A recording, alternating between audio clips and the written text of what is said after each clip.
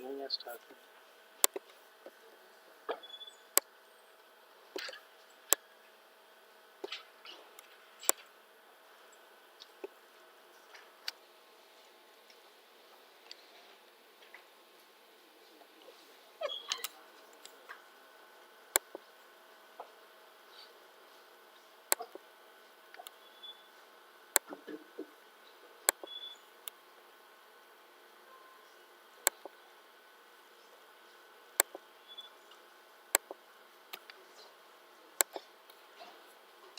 A very good morning to all of you gathered here, and thank you all for coming here this morning.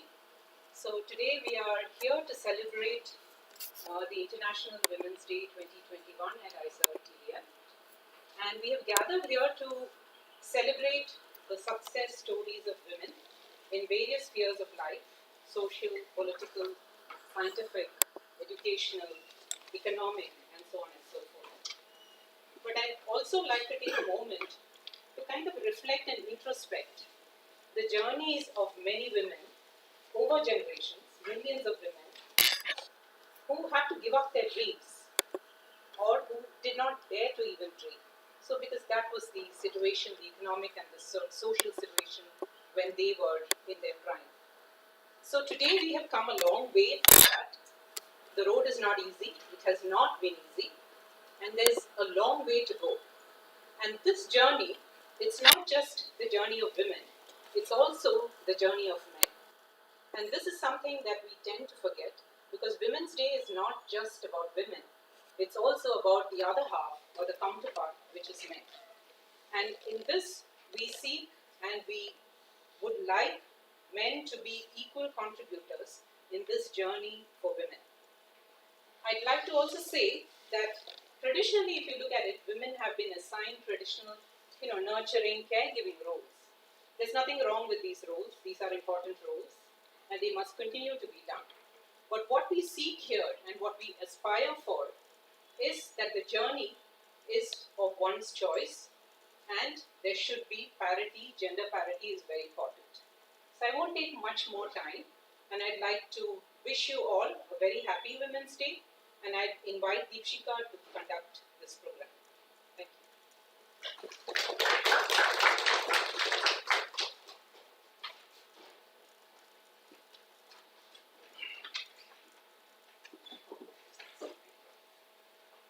Good morning to all of you, and a very, very warm welcome to this International Women's Day celebration that we are having here at ISER-TDF. And Hema has actually put the stuff very nicely. What I would also like to add is that, people like me coming from small cities of states like Uttar Pradesh, where women empowerment definitely is not the order of the day. So we are here because of very strong women and very strong men in our family, who have pushed us and, broken the boundaries. My father was a villager, for him to make me reach this place is a celebration in itself, and I would like to, hope that people who are there, as well as people who are here, would ensure that this gender parity that Hema is talking about also goes forward, and we see many more women in places of importance and things. So I would like to start by inviting the director of our institute, Professor J. Murthy, to please come and give us the inaugural statements, if I would say it that way. Professor Murthy, please.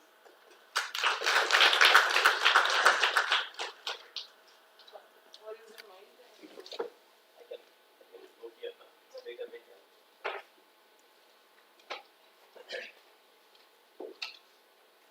Very good morning to all of you. I'm quite tentative. We speak of women empowerment, and let me take what Dr. Deter said. And she said Dr. Hema has put the stuff very nicely, and I would say both of them have put the stuff very nicely, leaving nothing for me to speak about Women's Day. I really came absolutely with a free mind. and to see sort of allow myself to think about the kind of the role that women play. Let's agree. I think the very birth is given by the woman. We are taught what love is. We are taught the education. As we grow up, they become the much sought after girlfriends and eventually spouses. Create a heaven for existence. You seek kind of a companionship to sort of express yourself and feel at home and be relieved of the stress and the hardship that you go through in life. And as you age, it's a woman that you rely heavily on, and that's how the life goes on. Life is absolutely indispensable. Starting off with a mother, being a spouse or a girlfriend, being a companion, being serving a lovely child. In fact, my life doesn't really move on without talking to my daughter, and she's the one who I call as a basically stress buster for me. And as we age, of course, they look after. Now, for men, it's always the girl children that we look up to more dearly than the kids.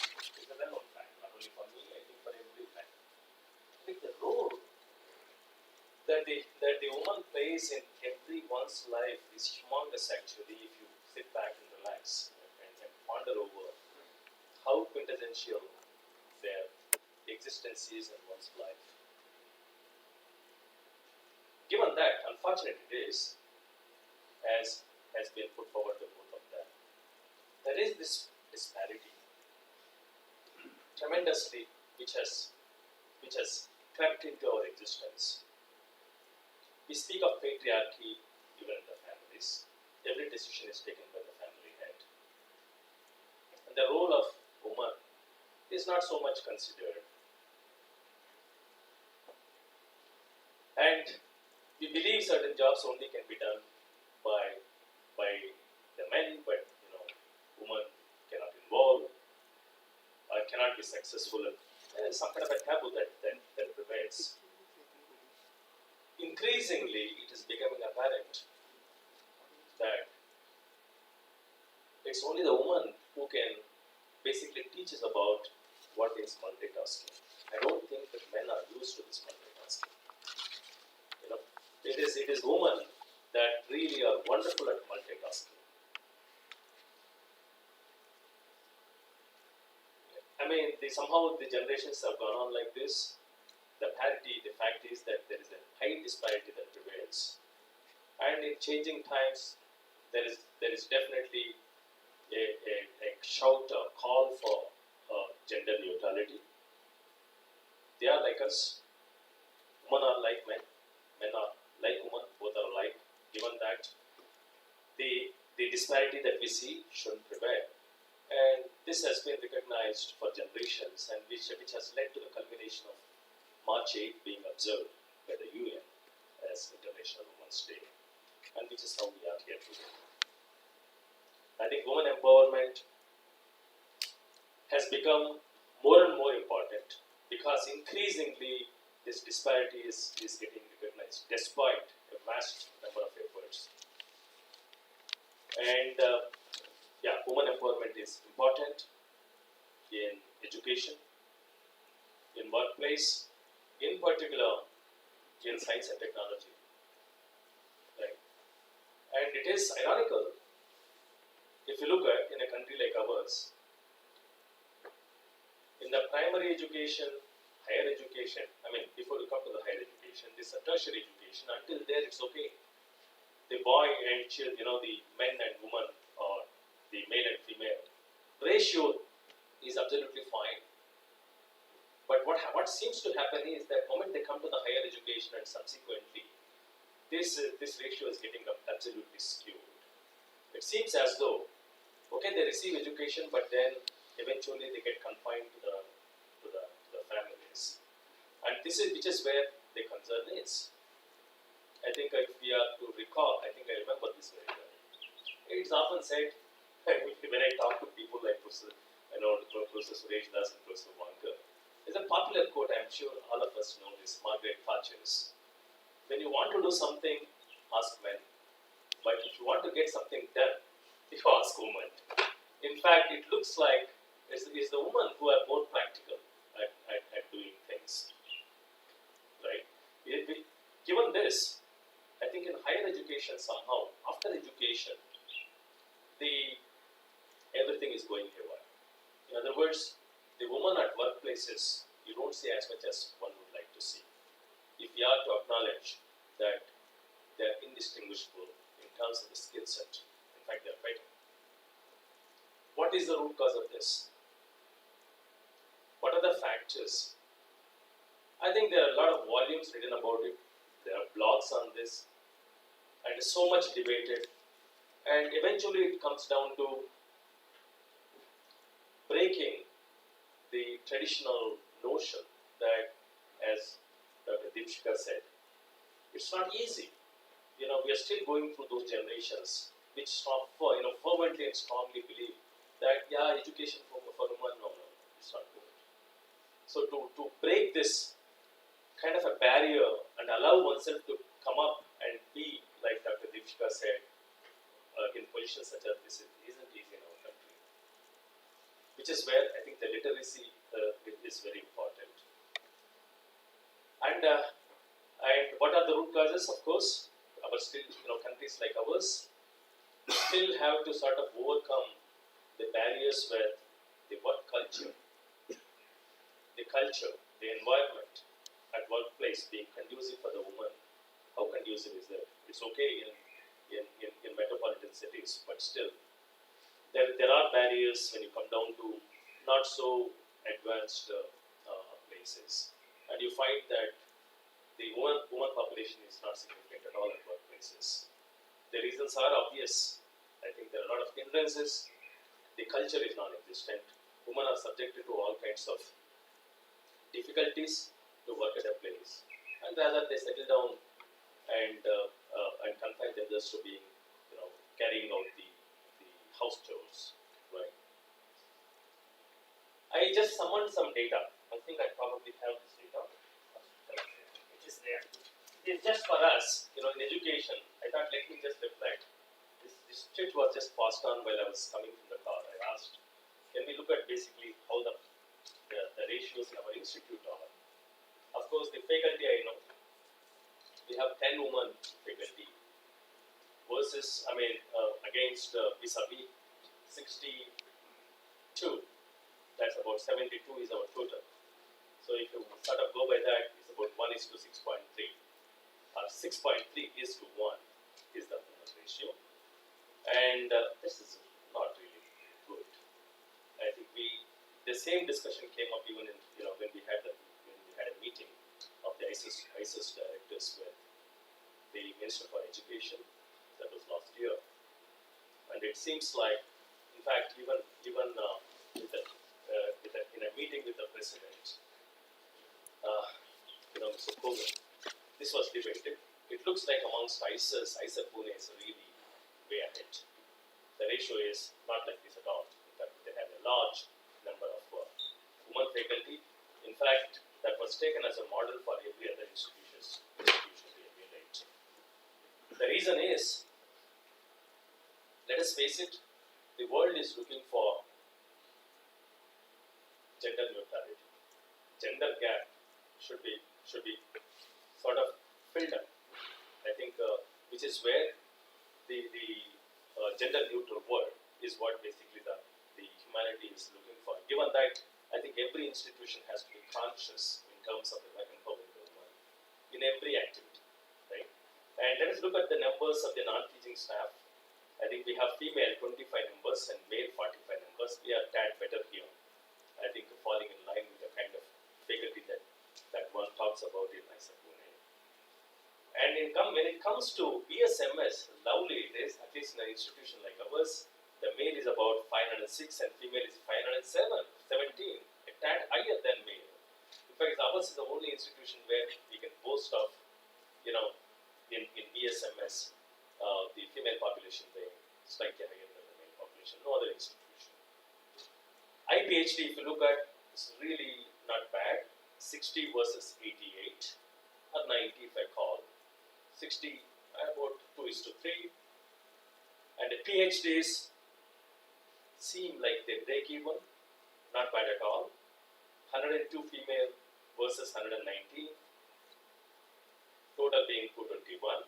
When you come to IPHD, I said 60:90. BSMS, of course, is higher. In other words, in our institution, it's okay. But given that this many numbers we have, why is it that we don't see in workplaces as many women? I think the tragedy is that even with PhDs, I think women seem to sort of cease their profession once they get married. I think this is where there has to be, this is for the women's, girl students backside. You should never give up. You have to pursue with passion, and which is how the world is evolving. And you have to basically voice for your concerns. I remember this, I think Malala, who got the Nobel Prize for the Peace, and she once said, I shout, not for being seen by the people. I shout because those who cannot shout hear me aloud. There's a vast majority that, in fact, we say majority is silent. There is a vast majority that is silent. So if that vast majority that is silent has to be sort of brought up to, sort of voice their concerns, I think somebody has to, voice much louder. I think that's the message of Malala. You have concerns, I think you have to voice and find a way forward, right? I think which is what I think we should be looking for. It's basically a day for women empowerment, a day to celebrate the freedom that we all would like to sort of acknowledge and give, and promote and foster, right? In here, I said Thiruvananthapuram. I think for me, I would like to tell you, of course, I'm very well aware of this. In fact, in every selection, you might have to, my senior colleagues, we look for wherever there is an opportunity to sort of promote women population. I'm resolved to sort of making our institution better in terms of the male and the female ratio, getting better and better, looking towards, I think, the gender neutral world. Let us resolve to ensuring, at least there is a TBM, to be a gender neutral institution, just as the way our BSMS PhD students are, in terms of the staff strength and in terms of even the faculty strength. With that, I wish all the women out here a very great International Women's Day. Thank you very much.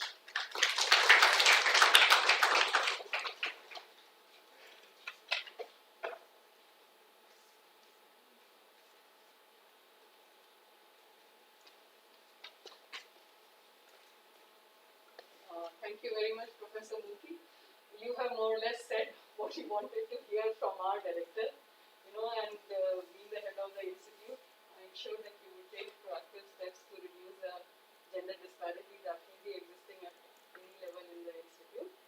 And now to take the program forward, I would like to request Gifty Jacob, please, and her team to please come and give her welcome song. So she is at the School of Biology.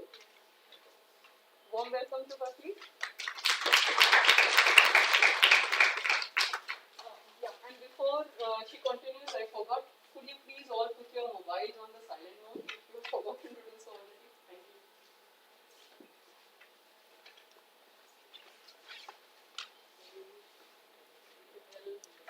Good morning and happy Women's Day to all of you. So as we celebrate the International Women's Day here, we'd like to give a humble tribute to a great woman, the Queen of Melodies, the Nightingale of India, Srimati Lata Mangeshkar. So we'll be singing a couple of her melodies, evergreen songs. Here is Pallavi, Abel and myself Gifty. Hope you enjoy it.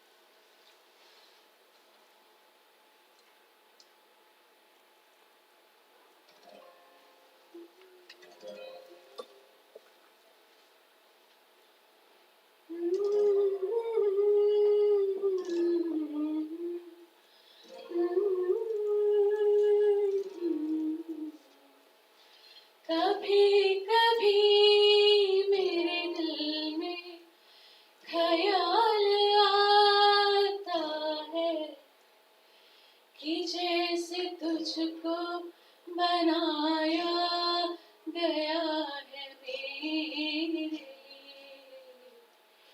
कि जैसे तुझको बनाया गया है मेरे लिए।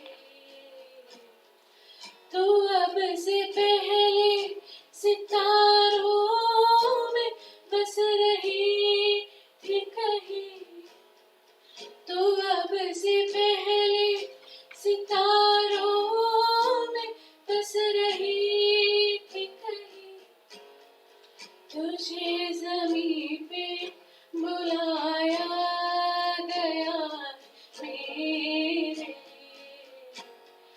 तुझे ज़मीं पे बुलाया गया है मेरे लिए।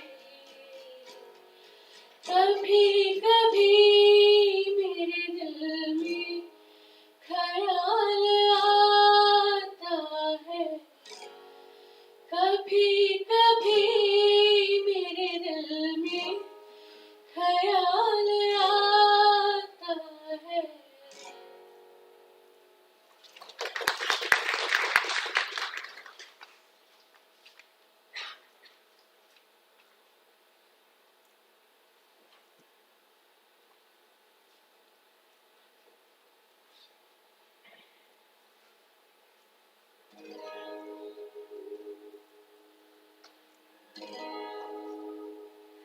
आपकी नजरों ने समझा प्यार की काबिल मुझे, दिल की धड़कन ठहर जा, मिल गई मंजिल मुझे, आपकी नजरों ने समझा।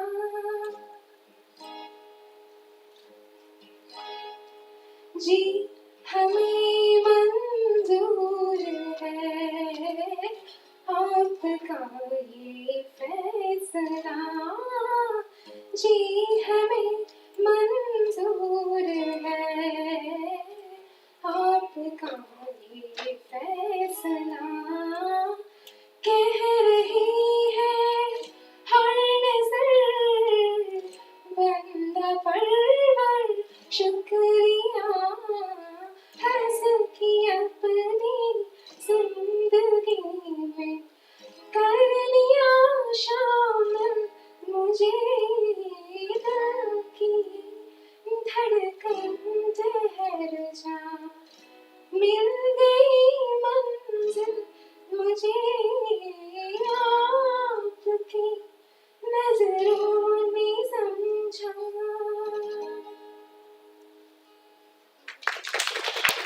Thank you.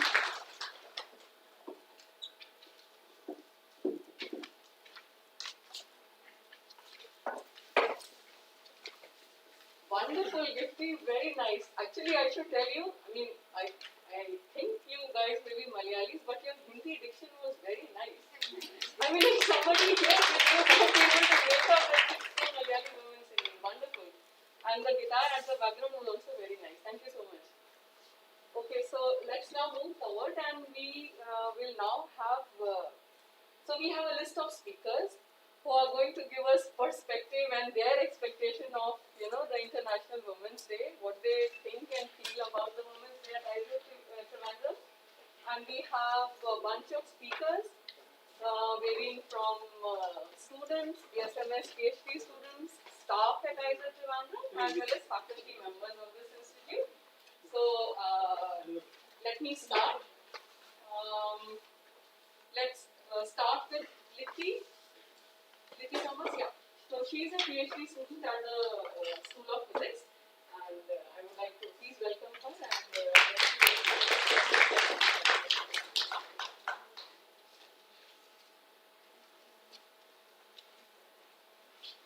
Good morning, everyone.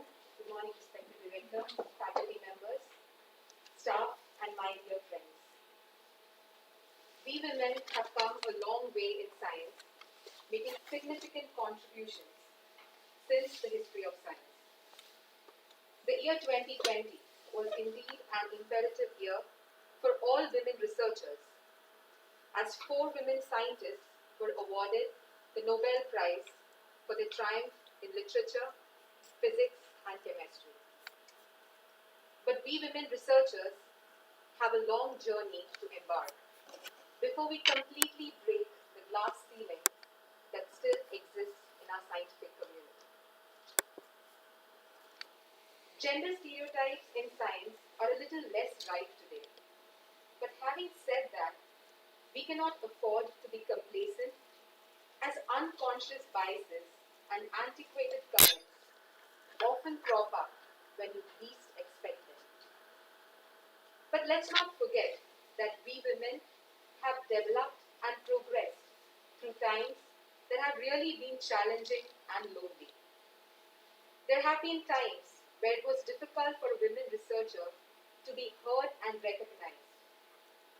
It's their perseverance, dedication, and determination that must motivate all women currently in science to pursue our dreams without any fear. It's their progress that must drive us to trust in ourselves and believe that what we do really matters in science and for society. Every woman's struggle is different, but it's really important to identify the factors that deter women from pursuing a career in science, starting from her educational pathways to social factors like workplace culture and discrimination, or even starting a family needs to be addressed. Today, the ratio of women researchers is quite commendable up to the doctoral level, but the numbers are slim at postdoctoral level and esteemed positions of academia. There's no denial. We have all attended conferences which are often full of men and have attended entire sessions with no women on a single panel. The decreasing numbers may be due to the environment she's put through, like a conflicting argument with a respected mentor, or the added responsibility of starting a family that most Indian women face during their doctoral education. These factors make her to realize that her contributions to science are mere and insignificant, pushing her to internalize the imposter syndrome and thereby inhibiting her to go further in a male-dominated discipline like science. To all those young women who at some point in their life have second-guessed themselves, it's really important to understand or to keep in mind that sometimes what is best for your mentors may not always be the best for you. It's very easy to doubt your intuition when you continuously run into obstacles. And obstacles will pop more often for women than for men. But willingly taking a step back and introspecting about what you really need by asking the question, what is best for me, is critical. If we practice that, we will be confident in taking the path we wish to take, in facing the obstacles we will likely have to face being a minority in science and in advocating for ourselves. Often gender bias results from a pervasive cultural stereotype rather than a conscious desire to discriminate. Discrimination wins when the discriminated against gets distracted by it. We women researchers must thrive that women academics, once well established, has the responsibility to address these stereotypes, not only to ensure gender equality, but also to ensure women employability and career progression for all our female graduates. In the end, to all the women researchers out there, we do matter in science. It is important that we advocate for each other, recognize the imposter syndrome, and stereotype threats. In the words of Michelle Obama, there is no limit to what we as women can accomplish. So let us keep encouraging each other and prevail in science. Thank you.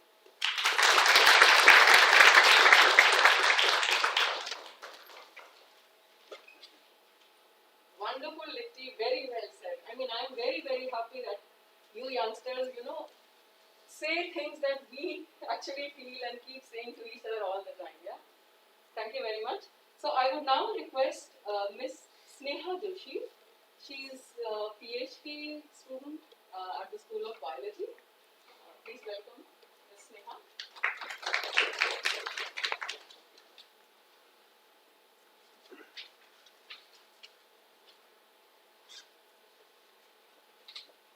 Hello everyone. Hello everyone, I'm Sneha. I'm doing my doctoral studies in ecology and evolution.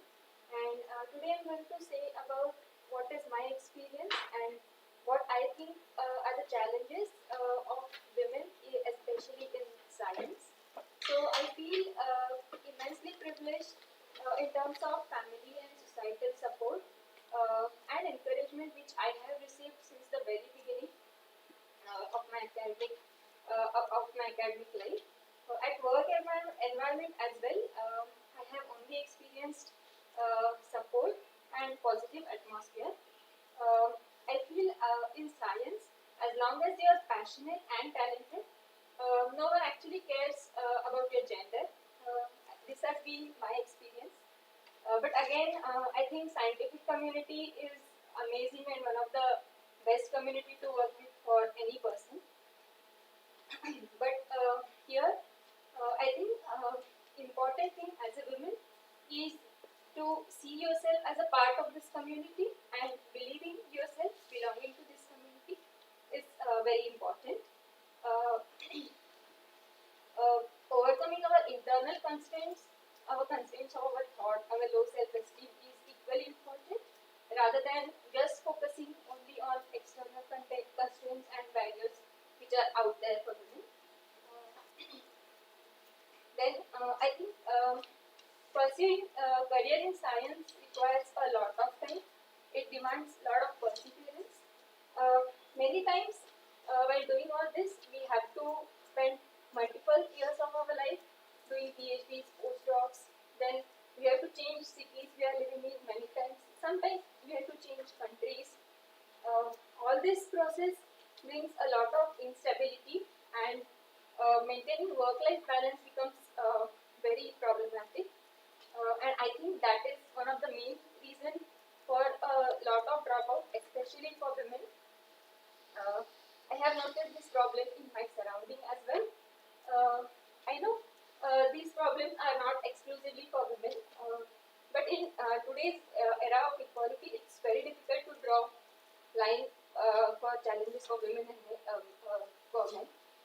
I think important thing to focus here is how much these problems are affecting women participation. Are they affecting women disproportionately? So here I feel if we are able to increase the number of high quality scientific institutions, not just in urban areas but in rural areas, reaching far corners of our country, then that might help. If especially young women get exposure to high quality science research in early years of their academic life, if they are able to stay in their town, they don't have to change the cities a lot. They get some job assurance, they get financial stability in their life. I think that might help to increase women participation overall. At the end, as an ecologist, I can't help but tell about my experience as an ecologist. So, major part of our work involves going into the wild and doing field research. In that, we have to stay in very basic conditions for months. We have to interact with local communities a lot. We have to face multiple challenges in the forest areas, mountain areas. We have to sometimes stay alone. I'm sure you have seen one picture of ecologists working in the forest. So, safety becomes an important issue in such conditions. But I think being self-confident is very important in this condition. along with that, being vigilant and a very, very responsible behavior from our side becomes key towards safety. So, as long as we incorporate these traits in young women, I don't see why safety should be an issue for any women to pursue their career in field biology. So, at least my experience in fieldwork has been very positive. Many of my female colleagues' experience is also very positive, and sometimes we get advantage as a women because local people are more protective, and also they appreciate it more when they see women working in the wild. So, yeah, my overall perception in science as a woman has been very positive. And on this note, I would like to thank organizers for letting me talk. Thank you very much, Sneha. I'm very pleased to know that your experience has been so nice and going out in field, doing stuff with security and safety. And I'm sure your experiences will also nurture and maybe allow other women, future scientists, to come and do stuff similar to yours and Hima's. Thank you very much. So now let me move forward, and I would like to say that ISA Trivandrum has a wonderful staff who supports all our activities with a lot of care and vigor. And I would like to invite two staff members who should please come here and say things about their feeling about the Women's Day. And let me start with Nimi. Nimi, can you please come and say some things about your experiences as a woman at ISA Trivandrum and in Women's Day celebration in general? Respected Director, Registrar, faculties, senior officials, colleagues, and students. Today, we are celebrating the International Women's Day. It's a day when women are recognized and celebrated for playing various roles in different spheres of life. I would like to express my sincere gratitude to the organizers for giving me an opportunity to speak on this day. It is even more special for me because I belong to a section where it is both headed by a woman and is run by a team of women. The theme for this year's International Women's Day is Women in Leadership Achieving an Equal Future in COVID-19 World. As we all know, each and every activity of this world was affected by COVID-19 pandemic, and this world is really fighting against this. Many women have emerged as leaders as well as warriors in this fight. In ISA, we see a good number of women students, researchers, faculties, and staff who are putting in great efforts to maintain a work-life balance in this difficult scenario. On this special day, I would like to congratulate each one of them for their efforts, and would also like to thank all who have supported us in fulfilling our responsibilities. Women have equal rights for opportunities, growth, recognition, and happiness. Now the world is understanding this and gives more values to women. But there are still a large group of women who do not have any kind of support or recognition from their family and society. And there are a lot of women even who are not able to excel because of the various constraints. We, the educated community, should support them and spread awareness of gender equality. On this special day, let us take inspiration from all women around us and who have put their best efforts to make this world a better place to live. Thank you. Thank you so much, Nimi. I would now request Sarika from School of Biology to please come and deliver her address.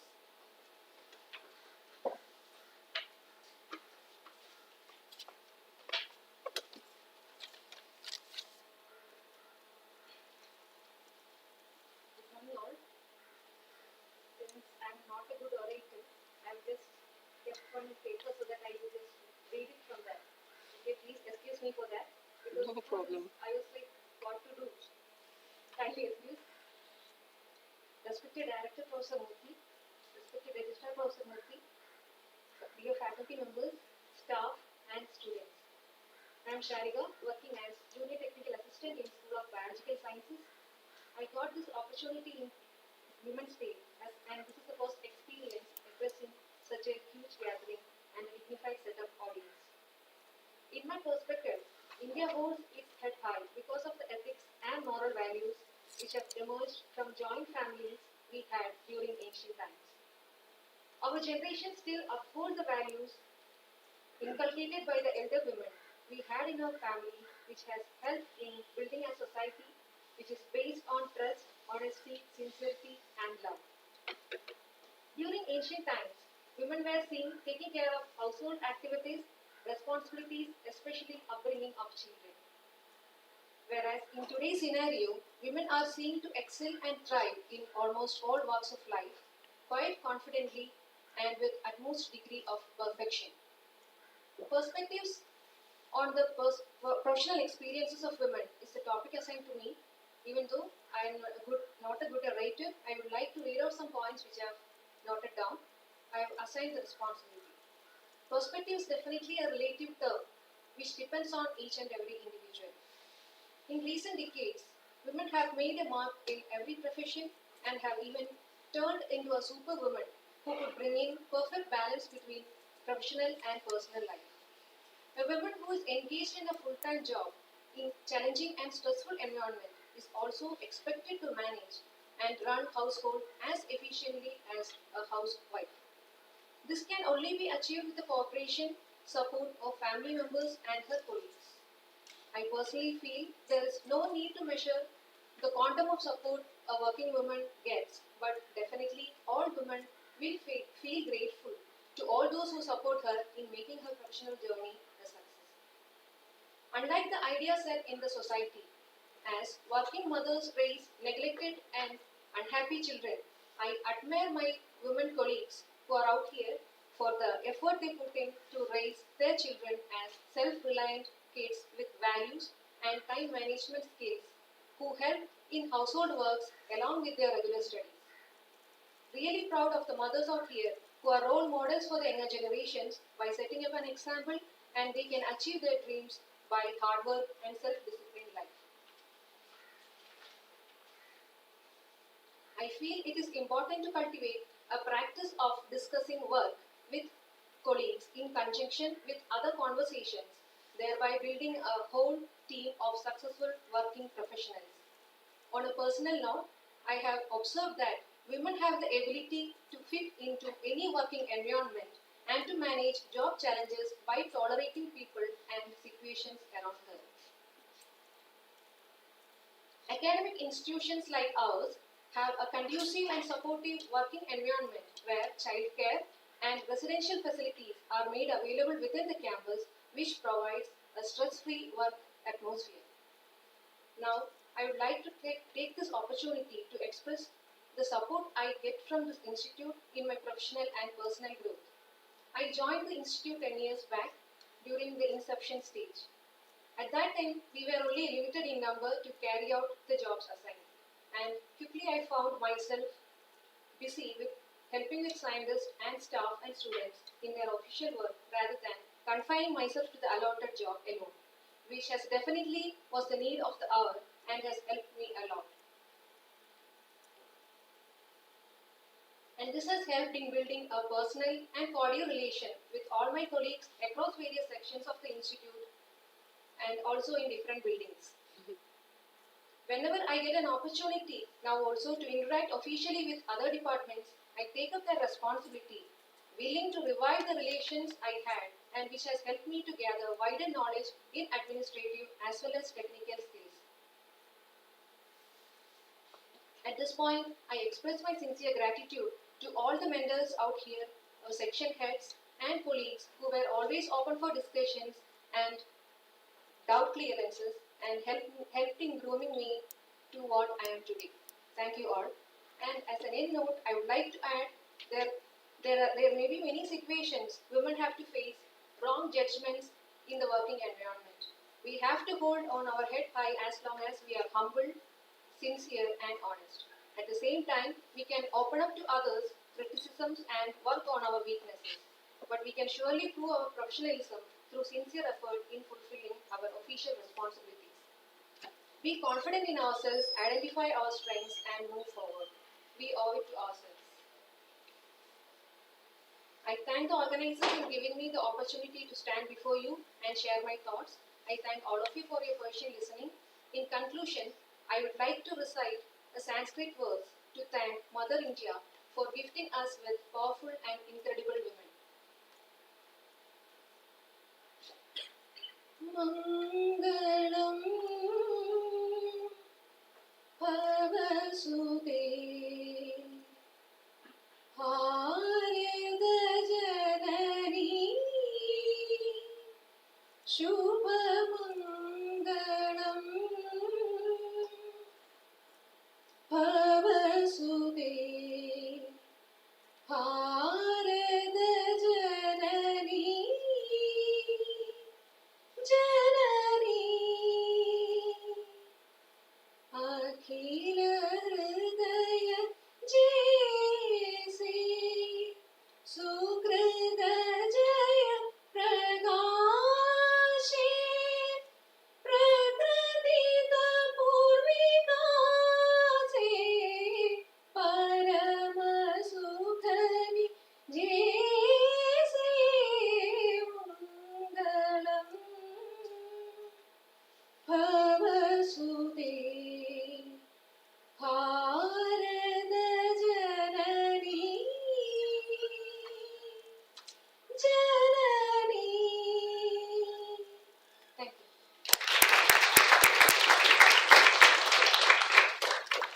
Wow, Sarika, beautiful, huh? You have a lovely voice. Thank you so much.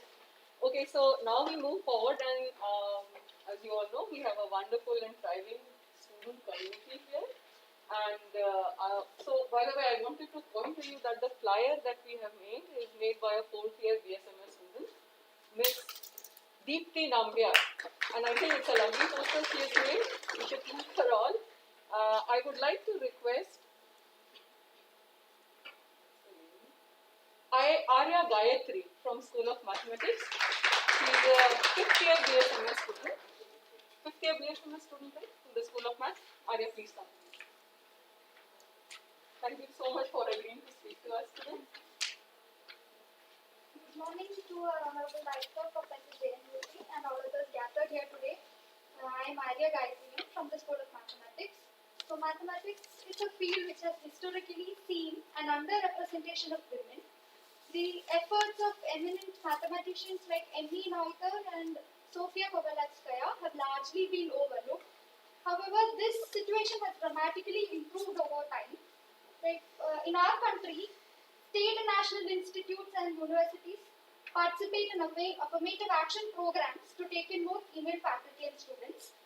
In ISER, we have the mathematics department has the largest number of female faculty, and even last year, the conference for young women was conducted by the Indian Women in Mathematics Collective at ISER TBM. So as a female student who hopes to be a part of academia and the mathematical research community, such initiatives are truly inspiring and motivating. But that is not to say that we still don't have a long way to go. We need to build a safe space so that people from different communities can discuss and engage in scientific discourse without judgment. Students and faculty should be taught about gender sensitization and other gender-related issues that prevail in academia, which develop mostly because of lack of awareness of these very issues. I hope that all the students here, including myself, take an active role in creating a safe space, better research environment for women in the near and distant future by encouraging more students to take up scientific careers, providing greater support and opportunities for them, and by letting go of archaic notions regarding women in science. Thank you. I also thank the organizers for giving me the opportunity to talk today. Thank you. Thank you very much, Arya. So now I would like to request the faculty members of our institute to come forward and share their experiences regarding this day. Let me start by inviting Dr. Swati from School of Biology, School of Chemistry. I'm sorry, Swati, to be me. So please welcome Dr. Swati. Thank you, Deter. Good morning, all. As we observe International Women's Day today, I would like to reflect upon some of my experiences as a researcher. Of course, to begin with, as a student. Alright. So I did my schooling from the residential setting of the Jawahar Navodaya Vidyalaya system. I'm sure all of you are familiar with the JNVs. JNVs were primarily established to promote equality in every sense. Social equality, gender equality, and so on. So the gender discrimination or issues were never there when I did the schooling. JNVs were essentially heavily promoting equality. There were women teachers who were excellent, equal in number to the men. So we had 50-50 ratio between men teachers and women teachers. I'm sure this has been the experience of most of you during schooling. We do not see flawed numbers, so to say. Alright? But now, as I finished my schooling and went on to pursue my undergraduate studies at Mysore, this was basically an integrated program which had a Bachelor of Science Education degree, which means we had to study psychology, we had to study philosophy and educational methods. So there, I saw the first evidences of skewed numbers in terms of male to female ratio as teachers. Okay, so in science subjects, we could clearly see that there was hardly 25% of women teachers, while in humanities, very pleasingly, the ratio was still 50-50. So the teachers in psychology, philosophy, teaching methods, languages were still 50-50, but then the numbers started getting down among the science teachers. This was in undergraduate days. But then it didn't matter much because the campus had a fair good number of women faculty members. And then I went on to pursue my master's studies in IIT Guwahati. We were one of the first batch of master's students pursuing chemistry. Out of a total of 20 faculty members, there was one female faculty member. This again did not matter much because the only woman that was there was so strong. She was all pervasive. She was one of the best teachers that we could have had. And therefore, the number did not matter much.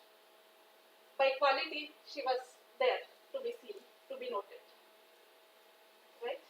So again, I said to myself, perhaps it is the quality that counts, and perhaps there is something to take from there on. And then I went to Indian Institute of Science, Bangalore for my doctoral studies. IISc is one of the most sought after places for pursuing research in India. Around 3,000 to 4,000 graduate students living on campus, more than 200 faculty members working in varying branches of science and engineering. There comes the first shock. Within a few months of joining for PhD, I figured out that there was not even a single faculty member in chemistry. And just to tell you the gravity of the problem, chemistry had 5 departments: Inorganic and Physical Chemistry, Solid State and Structural Chemistry, Materials Science Center, NMR Center, and Organic Chemistry. So 5 departments, around 100 faculty members, none was a female. I was taken aback completely. And then I asked one of the professors, why is it that not even a single faculty member is a female? The answer was even more surprising. I was told that, oh no, we did have a female faculty member in IPC department long time ago. And I was taken aback completely by the answer. Because it seemed as if it was alright to have one female faculty member long time ago. And somehow, please don't take it in a negative way. This was the best institute that I could have asked for to be as a graduate student. Quality of science-wise, no questions. This just happened to be the glaring evidence for women to men faculty ratio in an institute of this kind. And this is true almost in every centrally funded institute today. the numbers are almost the same. So this was the story around 15 years ago. But then what is the scenario now? Alright. So today I have again done a bit of analysis. 5 departments, at least 3 departments have female faculty members. 1 each in each department. And then if I go back to IIT Guwahati, where I pursued my master's, 1:20 has now become 3:45. Okay. So is it all a happy sign? Not so much, so to say. But then I would tell you a bit more analysis that I have done since I have joined ISA Tirunelveli as a faculty member. I have joined here around 10 years ago, and I would like to give you a small story from my experience in the last 10 years. PhD students that I have guided is a small number, so I cannot really draw a lot of inferences from there, to male to female. Not much story to say there. But then the master students, I have guided around 12 master students who are male, out of which 10 went on to pursue PhD. Not to say that PhD is the only profession that one could take up, but my point is to say how many are taking up science as a career, because that's the only perspective that I can give you today. So out of 12 male 12 male students that have pursued projects with me, 10 have gone on to pursue a PhD, while I had 7 master students, all 7 have gone on to pursue PhD. So the numbers are not bad, 12 versus 7. And it is exactly here that as researchers we can make a difference. ISERs have a large number of women, and if this continues, we can bring change to the scenario. And I'm truly hopeful that change is there to see. It's just there, it is going to come in the next 10 years or so. Because most of our undergraduate students are very, very motivated today, and they are going to pursue research as a career. And the dwindling numbers that I talked about are definitely going to change. Today's girls are much more sensitive to these discriminations. Perhaps myself or Deepshika or Sheetal or Hema for that matter would not react to a discrimination with that kind of a sensitivity. Just to give you an example, again from my own experience with a master's student. So we were kind of preparing a short report for talking about an upcoming area of chemistry. And then one of our co-workers was writing that this is some topic doesn't matter. So this is of great potential impact to mankind. This is the statement that was written.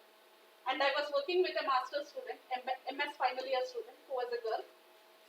She immediately took the paper and pen and cut down that mankind and changed it to humankind. It took a while for me to realize what she was doing. This is exactly the sensitivity that we require today. And I was very pleased that girls of today have that sensitivity, and they can go to any extent to achieve what they want. And this is absolutely pleasing. So, finally, what can I do today as I reflect upon International Women's Day? As far as my profession goes, I will continue to produce women students who are going to take up research as a career. This is all that I can do, and I will continue to do. We can make a difference. The difference will perhaps come, if not now, in the next 15 years down the line. And I am hopeful this is going to happen. I would like to finally close by a very favorite quotation of mine. No one can make you feel inferior without your consent. Let me repeat, no one can make you feel inferior without your consent. So I request everyone to be confident, to be bold, not just the women here, but men and women. Be bold, confident, as long as you do the things the right way. Everything will fall in line. Thank you very much for the opportunity.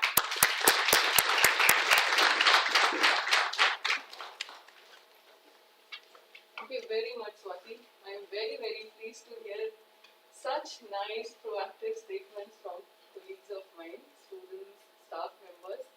I would now request Dr. Dhanya Rajendran from School of Mathematics. Please come on stage and deliver your address, please. A warm welcome to Dr. Rajendran. Colleagues, students, and online this program.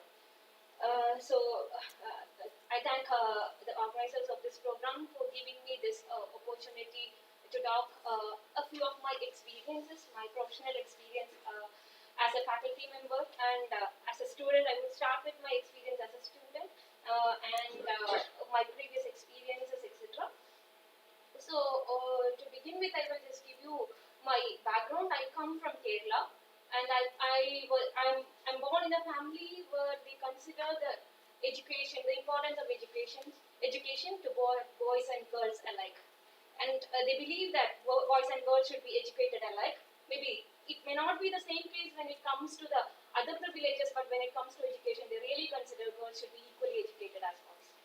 And I studied throughout my school, mostly I studied in a school run by nuns, basically convent schools.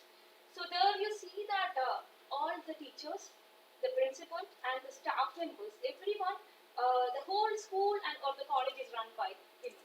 So it's actually a great source of motivation for a kid of that age to see that the woman can alone run an institution, which is not the case always, right? As already Professor Swati pointed out that she saw a 50-50 ratio, but I have seen 100. The ratio of the women faculties or the staff members was actually 100 in my case. And things were all good till I was completing my graduation. Till the age of 20, I didn't find any discrimination, I would say. But the first shock came to me when I was 20 years of age.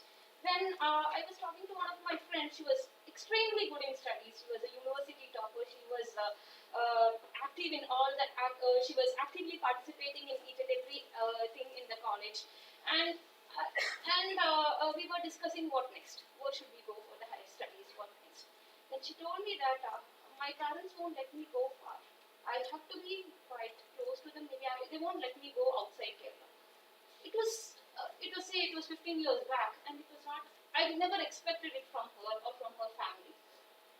So the students who are present here, it may sound strange to them. They might have come from far, and the ratio of the students here in ISL is quite good. Like as Professor Jain Murthy said, it's almost 50%. Say 45-50% of students here are girls. But when it may be only here in ISL Trivandrum. But before that, before joining ISL Trivandrum, I was working in an IIT. So there the things are not like this. You could see roughly less than 10% of the students would be girls. And just to improve the number of students in the science and technology, the government has introduced several schemes, especially in IITs. What they do is they need to keep the quite good number of girls in the institute in the Deter program. Roughly, they have added like 20% of the student intake should be girls. So now it's 20, and they want to gradually increase the women intake. So when this was proposed, I remember even some of my colleagues and some students whom I could talk with, they all have discussed this, like when you let the girls who are having lower rank would get admission in older IITs. Say when the boys of rank could not get admission in old IITs like IIT Bombay, Kanpur and all, but the girls with that rank could easily get the admission. So there was a discussion like if you let such girls get into these programs, then the quality of the education will be lowered. Or when they graduated, you don't expect that, especially the tag is really important from where you are coming from. And that kind of discussion I have gone through. And then when I was teaching there, I was working in a new IIT, I could say that there were about 150 students. In a 150 students batch, say around 30 of them were girls, 30 to 35 of them were girls. Because of this government policy of increasing the number of girls, I could say that more than 80% of those girls were performing extremely good, irrespective of their rank, whether they had a lower rank than their friends who were boys or not. They were performing extremely good. So it is not that just because of the social background and other things, they could not go to better coaching institutes and other things and study and get better ranks. But it's just like, as someone said, that we want that some good institute around our house. So this is the thing that even the parents, they don't want to send the kids much further for studies or anything. They were performing extremely good. So irrespective of the thing that whether boys or girls, they were contributing equally, I would say. So what I want to say next is, okay, so this is all about the school college level education, but when it comes to the higher education, like in the PhDs also we see quite good number of girls, but as we see that there is a sudden drop in the female faculties in the institutes like ISER or any other centrally funded technical institutes. So just to overcome that, as you know, that government has several schemes to bring them back to the career. Something like those who had a break in their career, there are some schemes to bring them back. And as a mathematics department, we have also conducted a program to encourage girls into the mathematics. And several things are happening, but still it's not good enough, as you see.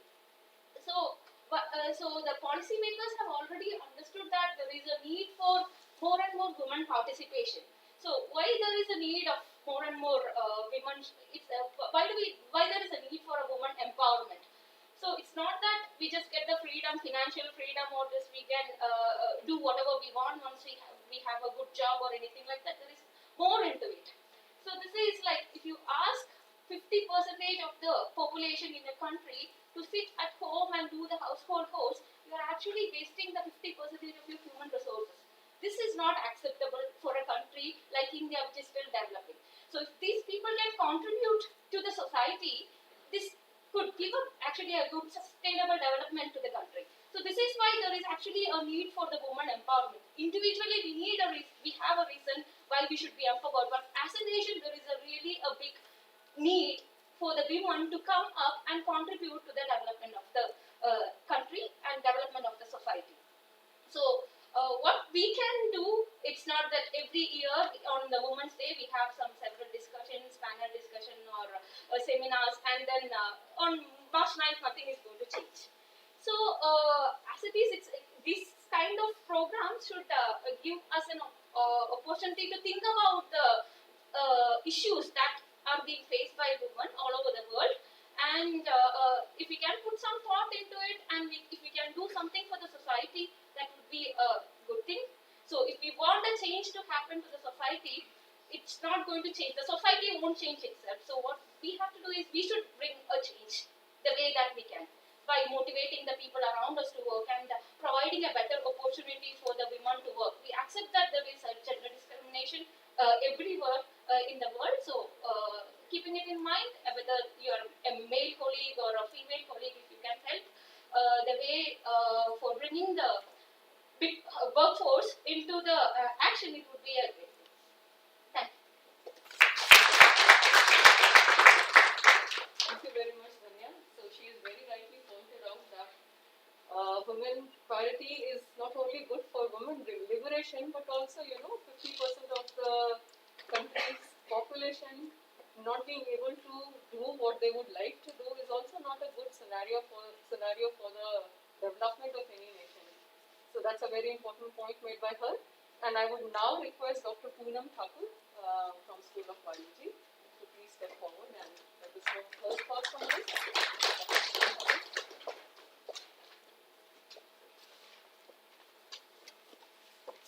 Good morning, all of you.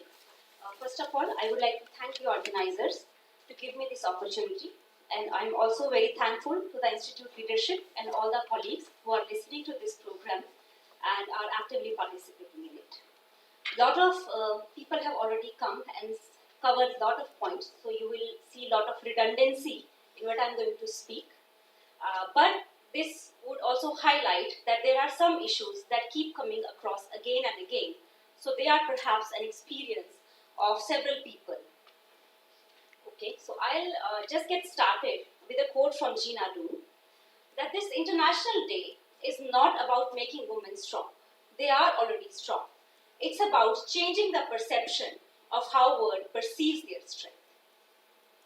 Today, I and many of my colleagues have this opportunity to come and speak in front of our colleagues.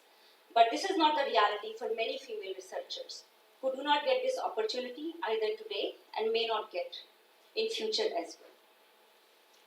I here do not speak for myself, but for all of them who do not get this opportunity. And I'm not talking of my personal experience, because I have had a lot of privileges similar to my female colleagues, having no pressure from family to discontinue education, getting all the freedom to go and pursue whatever I wanted to do, and having extremely supportive partner who did not come in way of my moving countries, cities, and whatever. So being a woman in this patriarchal society is not really easy, and it's even more challenging when you are a woman professionally. I'm a biologist, so I'm going to talk about some facts that are true for this field. And Professor Murthy, our director, has already covered several of this data, but I'm just going to reiterate. At PhD level, we often see a 50-50 enrollment of male and females. At postdoc level, it's still roughly there, with 40 to 45% postdoc. But when you come to PI stage, this number drops dramatically to 18%. That's a really, really big drop. And there are many, many reasons for this. You already know most of the reasons, so I'm not going to go into that. But one reason that is not responsible for this is definitely competence. Female researchers are as competent as their male counterparts. And even for these 18% female PIs who manage to achieve this position, way ahead is not a rosy path. Tons of studies have shown that females need to publish 1.5 times more than their male counterparts to be perceived as competent as them. When they are writing grants, success rate for grants written by female PIs is lesser than male PIs. Also, papers that are written by female PIs as last authors are cited less than the ones written by male PIs. Also, they are invited far less to be part of collaborations, and also nominated and given far fewer awards than their male counterparts. And this magnitude of this problem becomes exponential when you go to higher leadership positions. If you look at the vice chancellors of universities, directors of our esteemed institutes, as well as the CEOs of big life science companies, in this entire country of 1.5 billion people, you can count the females literally on your fingertips. So, all of this data just points that we do have an inherent bias in our system, which is often meted out unknowingly, sometimes knowingly, sometimes covertly, and sometimes very overtly. I give you a small example. I'm sure this is an experience of pretty much all my female colleagues who are PIs here. They all get emails starting with "Dear Sirs." And these come not only from people who do not know us and do not know our gender or are just guessing, but sometimes even from our own students here, who see us, who know us, but still continue writing "Dear Sirs." And I do not blame these students for this, because this is a result of social conditioning they have received over years and years. And the image of a PI being a male is so inherently rooted in our brains that saying otherwise, it just does not come naturally. I would also like to say that this discrimination does not start from only a PI stage. Even at younger ages, it starts to creep in, but a bit unknowingly. Many PIs do not want to take female students as PhD students because they are afraid they might get married and then drop out of the PhD program, or might not remain serious or as committed to the work as they were before. And out of this fear, some people hesitate. We at ISET Trivandrum are of course lucky to have a very open-minded and great community, but this reality is not there in every single place. And one thing I would also like to highlight, that these problems are not unique to India. All of these problems with lack of representation, this glass ceiling, all of these exist in all developed Western societies as well. But things are changing, and they are changing at a very good pace. And social media has played a very big role in that, because biases are now being called out more, and things that could slide by earlier are not that easy to slide by now. So, as one of my young colleagues pointed out earlier, we often see these conferences with all male speakers, which are called notoriously as manels or called out as manels. So, often organizers will have excuses like there are not enough women in the field, or the women that are there are not competent enough, or we could not get any woman who qualifies to be at this level. But these excuses are not acceptable anymore. If you look around, there are plenty of female PIs who are as competent and good and have a good scientific standing. In this regard, I am very happy to share with you that me and few other female PIs in field of neuroscience are going to organize a conference called as Neurofem India in April. This is a conference with all female speakers, all of them from India, 25 female speakers. They are going to talk about their science. Many of you are not from field of neuroscience, but I still welcome you to come and join the conference because we are also going to have sessions on gender sensitization as well as a panel discussion on gender bias in STEM. And we all have a role to play in mitigating these gender biases. And this is not something that only females have to contribute. Males are as much as allies and part of our system, and it's only with their active contribution that these biases are going to go away. I request all of my colleagues, especially my male colleagues, to do at least one actionable item. For example, when you are invited to conferences, please ask the organizers if they also have some female speakers.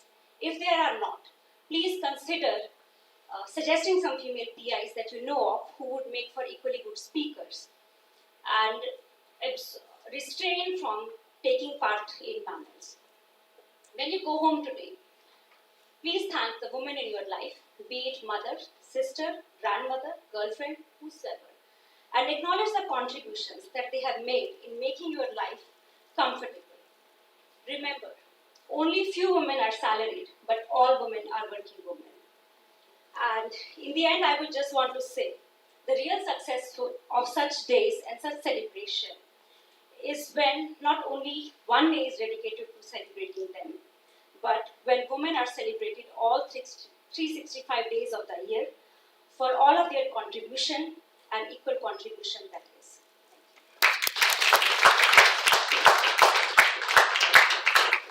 Thank you, Poonam. You have really made the statements that all of us wanted to hear. And as she very correctly said, and also Hima made the statement at the start of this program, that we as women, for us to excel, we also need active support and encouragement from all the men out there. And I've been very privileged. I come from a family where my father really went out of the way to ensure that I get educated like this. He would travel around 100 kilometers each day to ensure that, I don't have to change school because he was on a transferable job. And I got a wonderful partner who ensures that, my life as a scientist, as a mother, keeps going on peacefully without any problem. I've been also very fortunate to have very nice and supportive male colleagues in my department. And so I would also now like to request Dr. Rajiv Kini to please come forward and deliver his address.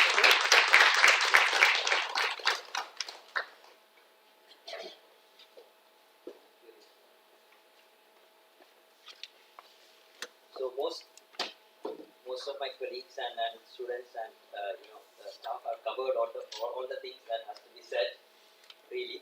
So I just share some thoughts that I wanted to share. As you already know, the International Women's Day is to celebrate the achievement of women, and hence on this day you hear about accomplished women who have excelled and risen to the top of their field, braving all odds. But at this juncture, I also feel it is important to recognize the silent heroes in our life. Okay, it could be grandmothers, sisters, spouses who have actually sacrificed their careers and their ambitions so that we could excel and follow our dreams. As an example, I quickly think about, the name that comes to my mind is Mrs. Sudha Murthy, who had a successful career, who left that so that Narayan Murthy could pursue and he could form Infosys. Okay, so if we look back into our life, each one of us could see a Sudha Murthy in our life, and so I think we should remember and recognize those heroines in our life. It could be your mother, grandmother, sister, or spouse who sacrifice their dreams and help us achieve our goals. With that, I stop. Thank you. Thank you, Raji.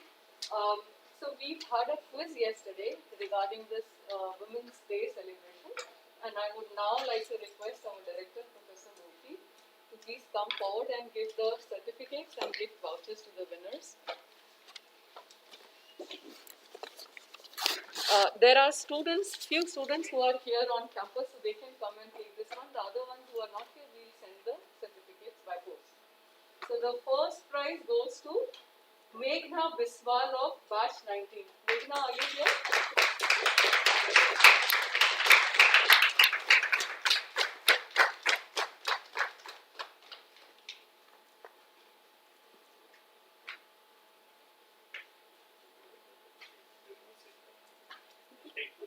Otherwise, you can move it.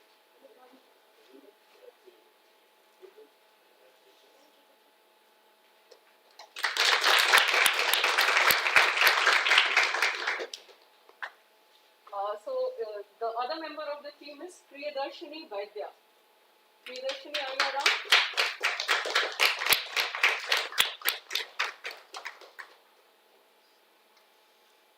Okay, so here is also a gift voucher which both of you could share together. I mean, we unfortunately put it in one envelope. You can open it up and share it together. Everyone also gets a share. Unfortunately, no.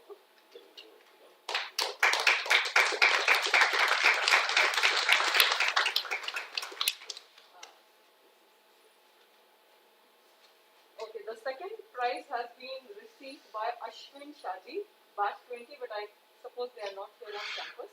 But just a clap for them. So batch 20. The third prize has been obtained by S. Jayakrishnan of batch 16.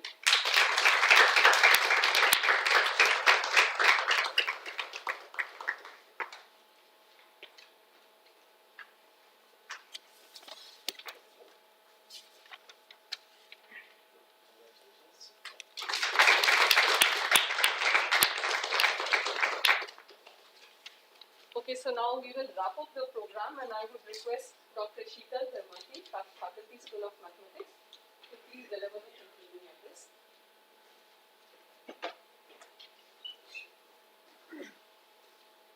Before I propose my vote of thanks, I would like to request Professor Srinivasan to say a few words. Please.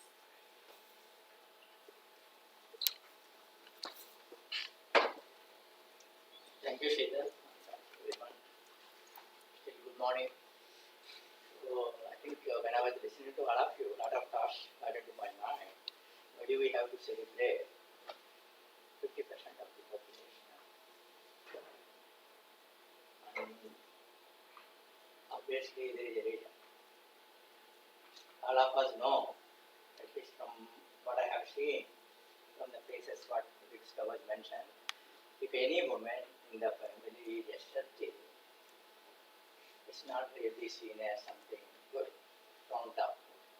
And somehow that inherently is felt by girl students or girls in the family, and that is what continues with the But what I see is, at least the generation that we have here, it's not so much as what we have seen when we were young. But I can see it is still there, it's the basic most of the time. It's not direct, it is indirect. I can tell my own examples. I was planning to send my daughter after high school to US for college. I was surprised to note not many people in the family, immediate family, are happy about when you send somebody 18 years old away from country. And there we stand. By no means they are against it, by any means. But culturally, we have a lot of things to catch. And my request to all my colleagues here, particularly male colleagues, keep this in mind. It is there. We have to accept that. And how do we work around it so that we can give better tomorrow to all our children, whether boys or girls. And this is the purpose of having these celebrations. We are making incremental baby steps. Whatever we see, 50% of the students are girls. By the time it comes to faculty, it's less than 10%. Why it suddenly becomes so steep? That is a question we cannot escape to answer. Is it because they have a lot of things to do? They have to take care of the family. It is woman's job to take care of the family. If you want to do in addition, you can take it up. That means most of the things I have seen in Kerala particularly, they settle for 9 to 5 jobs. Not jobs which require 24. They are afraid they cannot do justice for both. Whether you have to choose between the family and profession. Most of them are for family. I salute them. Yes, Rajiv was saying, we are all here, all the men are here, mostly because they opted to take care of us, boys and girls, so that they sacrifice their things. And it doesn't have to be like that. This is precisely the take-home lesson from these celebrations. But 1.5 hours we are sitting, we have to make a pledge here that by no means we will undermine the confidence of our girl children, our girl students. So they are as good, if any, as Dr. Murthy was mentioning, they are more capable than men in multitasking. And the message has to go every day, every month, every year, in every classroom. That much, if we do, I'm sure we'll be successful. Thank you. Thank you, Professor Murthy. Now, the program has prolonged, so I would just like to propose vote of thanks. To start with, the program, we decided to organize at the very last moment. The preparation started, but in spite of this last minute notification, the cultural club pitched in and put up the quiz at a very short notice, and I really thank all of them for doing it. And also to Dipti Nambiar, who came up with a very beautiful flyer for the program. Of course, I would like to thank all the speakers here, and I'm sure they have spoken the words which many others would have wanted to say. So from the ISA fraternity, the staff, faculty, as well as from the students, I thank all of you for being here.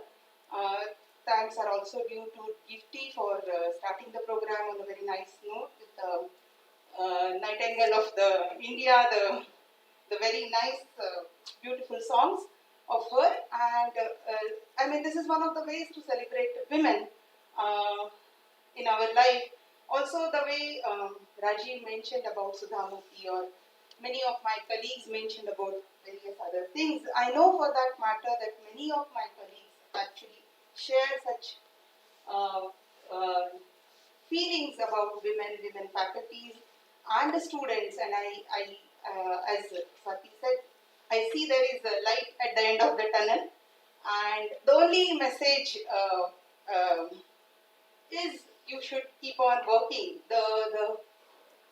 This year's hashtag for the Women's Day celebration is Choose to Challenge. It is Choose to Challenge for the gender equality, but I would like to say that it is choose to challenge yourself, to better yourself.